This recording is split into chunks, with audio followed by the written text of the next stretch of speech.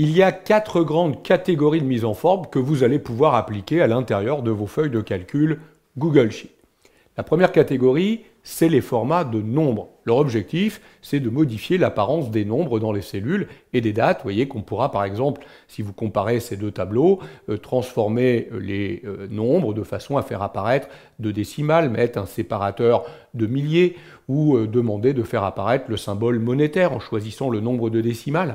Vous pourrez transformer des valeurs en pourcentage.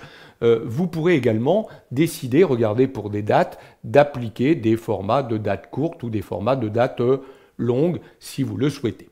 La deuxième catégorie de mise en forme vise à modifier l'alignement et l'orientation du texte dans les cellules. On pourra centrer directement dans les cellules, en hauteur, en largeur, mais aussi centrer sur plusieurs cellules ou changer carrément l'orientation du texte à l'intérieur des cellules.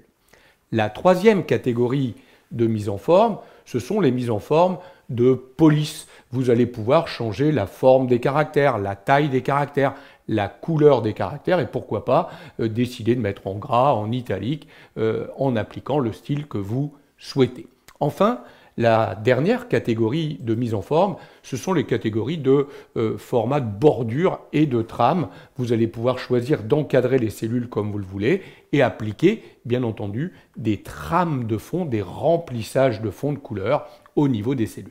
Je vous conseillerais, bien entendu, d'utiliser toujours les couleurs du thème de façon à harmoniser la production de vos feuilles de calcul.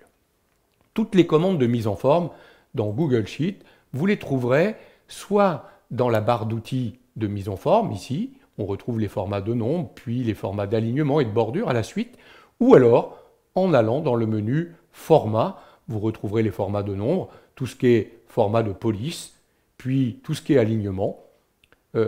Ici, et vous aurez la possibilité d'appliquer également des bordures et des trames. Donc soit la barre d'outils, soit le menu Format. C'est également dans le menu Format que vous pourrez décider, regardez, d'effacer la mise en forme, puisque dans une cellule, on va avoir un contenu, mais également une mise en forme qui sera stockée. Donc si vous voulez effacer toutes les mises en forme d'une cellule, en allant dans Format, effacer les mises en forme, vous arriverez à effacer les mises en forme sans pour autant supprimer le contenu des cellules. Dans les vidéos suivantes, je vous détaillerai chacune de ces catégories de mise en forme, les formats de nombres, les formats d'alignement, les formats de police et les formats de bordure et de trame.